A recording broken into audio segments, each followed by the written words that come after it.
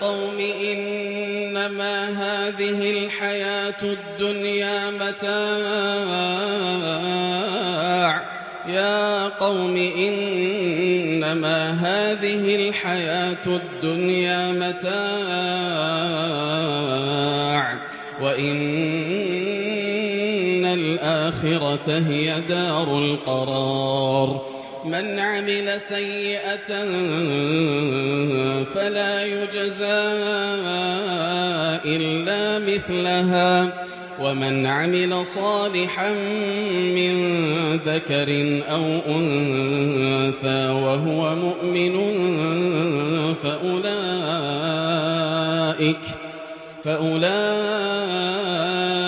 يدخلون الجنة يرزقون